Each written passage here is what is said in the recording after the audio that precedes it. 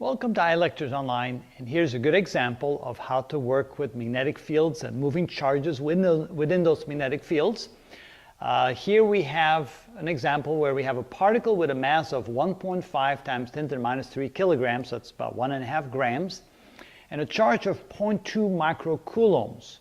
And it moves at a velocity of 5 times 10 to the third meters per second, so 5 kilometers per second, through that magnetic field in the positive y direction, so straight up. And a magnetic field exists there, and the B field has the magnitude of 2 teslas in the x direction and 1 tesla in the negative y direction. What will be the direction and the magnitude of the acceleration? So assuming that that moving particle feels a force, we need to find the magnitude of the force, and once we know the magnitude of the force, we'll use F equals ma, Newton's second law, to find the acceleration on that particle. So first, let's make a sketch to see what's going on here. So we have a magnetic field that has the components of 2 teslas in the positive x direction and a minus 1 tesla in the minus y direction. So that kind of looks like this. So two teslas in the x direction, minus 1 in the y direction. So the magnetic field is kind of like in this direction, like so. In such a way that if I take one of those vector components representing the B field, so here's our B field right there, then I can see that the B field has an x and a y component. So here would be the x component of the B field, and there would be the y component of the B field. So that would be the B in the x direction component, and this would be the B field in the y direction component. All right, now we have a charged particle. It's positively charged, and it's moving in a positive y direction. So representing the particle right here, it's positively charged, moving in the positive y direction. Now you can see that the direction of the movement of the particle is parallel to the y component, the perpendicular component of the B field. So this component is not going to produce any forces on this particle.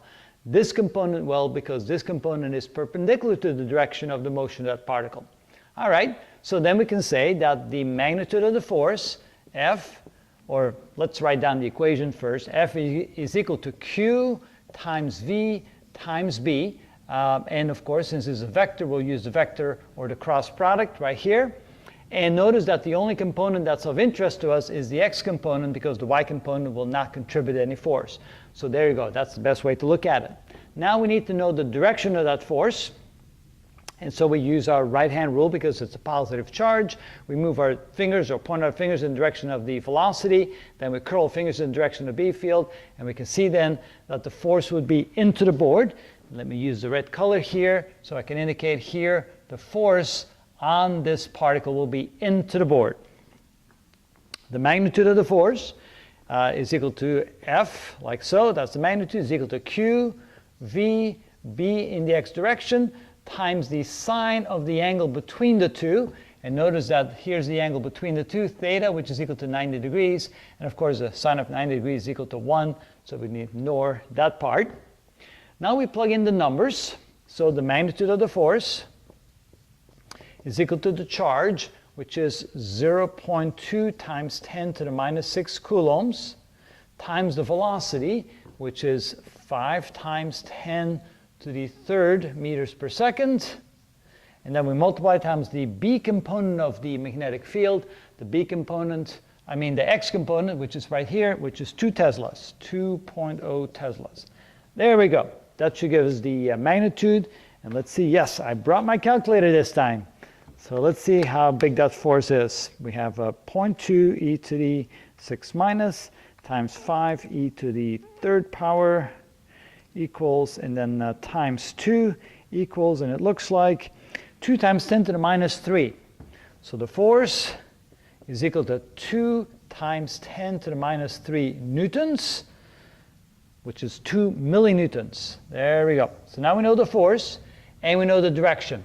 Now we need to know the acceleration, the magnitude of the acceleration, and the direction of the acceleration. All right.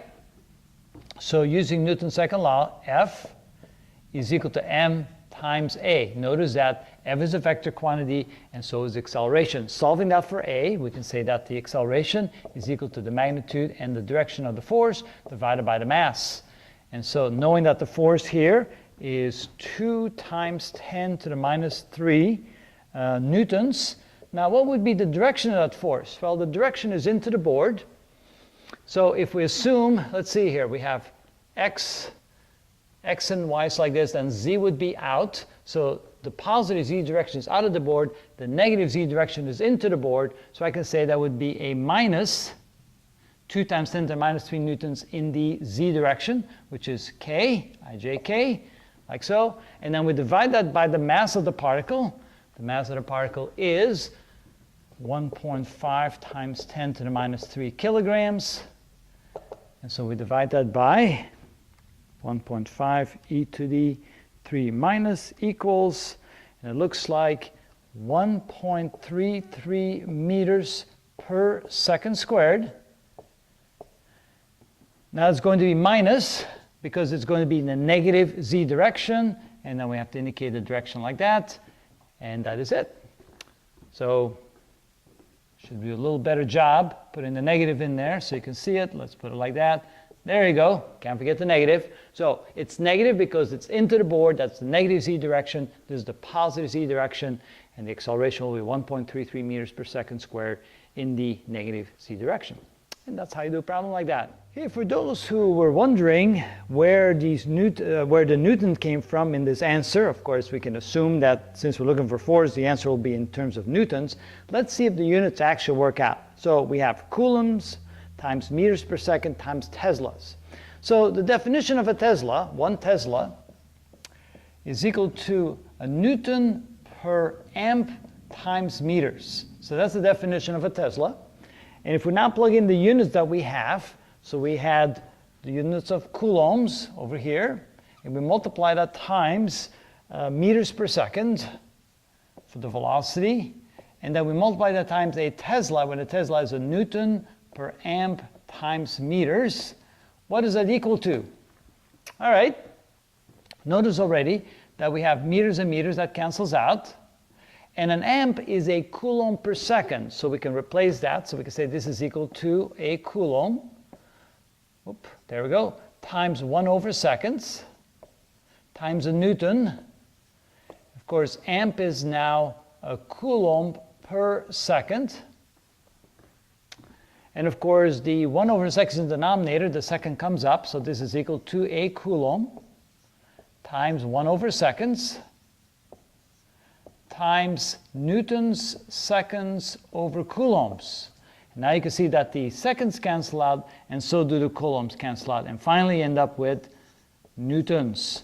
So that's why when you multiply coulombs times meters per second times Teslas, the unit you get is newtons, and those are the units for force. So, just in case you're wondering. Now, what if you're wondering about this one? Now, acceleration, of course, is newtons per kilograms. Right, so we have the units of newtons divided by kilograms. And by definition, if you remember from mechanics, that the unit of newtons is kilograms meters per second squared, right? Because the newton is the force that gives a mass of 1 kilogram, the acceleration of 1 meters per second squared, so meters per second squared, and divide this by kilograms. And notice then the kilograms cancel out. I like to put brackets around it so to indicate I'm dealing with units, and of course then the acceleration, the units for acceleration will be meters per second squared, and that's what we got. So just in case you're wondering, the units do come out.